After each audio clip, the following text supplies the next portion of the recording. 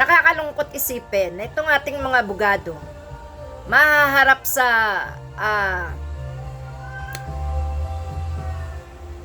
Code of Ethics violation, no? Dahil sa kanilang mga pagmumura, dahil sa kanilang mga inuugali sa harap ng madla, no? Sipin nyo, nakapublic ka, magmumura ka sa harap ng mga tao, ng mga bata, in person. Yan ang, bakit kayo?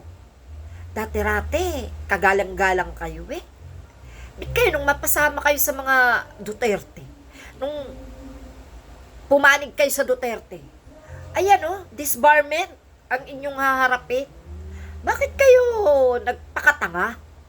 Kayo yung mga abogadong naturingan. Alam nyo, pinaka-the best nyo dapat na ginagawa. Ipinaglalaban nyo bayan.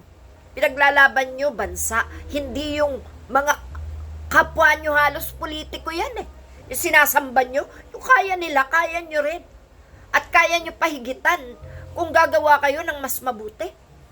Kasi masama na yung ginagawa nila, sinuportahan nyo pa. Pagkatapos, sa harap ng publiko, nagmumumura kayo, wala na kayong pinili. Abay una, sa Jollibee, may babaeng nananapak, baliw, DDS daw.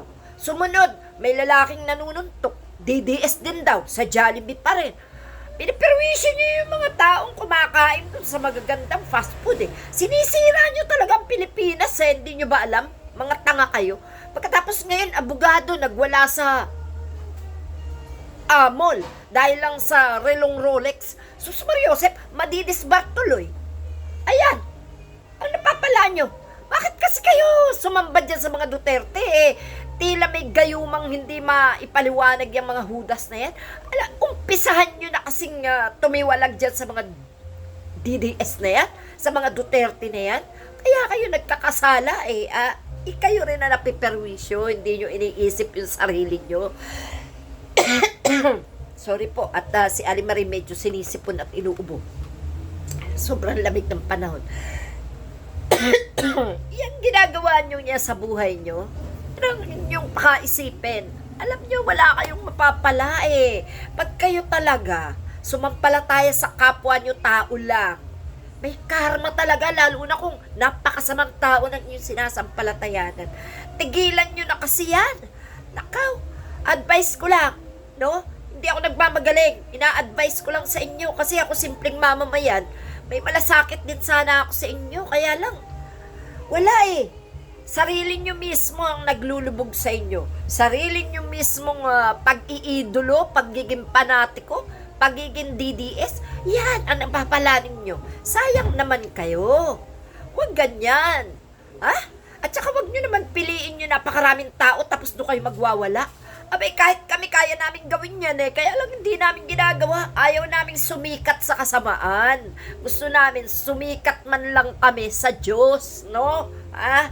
Alam nyo, pag sikat ka sa Diyos, panalo ka kahit saan. Kaliwat kanan, harap likod, panalo ka. Pero kung ikay magiging sikat dahil lang kay Duterte, ay nakaw, sino naman ang magpapasikat sa inyo? Mga DDS din na timawa. Mga tanga na, mga bobo pa. Ayan tuloy, mga napala nyo. Huwag kasi ganyan eh. Pagalingan kayo eh. Patapangan kayo eh. Payabangan kayo. Ayan tuloy. Pati tuloy yung mga abogadong dati matitino. Ayan tuloy, nahaharap tuloy sa disbarment. Ay naku, sakit yan. Sa totoo lang, masakit yan. Sus Mariosep, wala kayo na pala, ano? Imbis palakpakan kayo ng tao, ay, binubu kayo ngayon. Yan.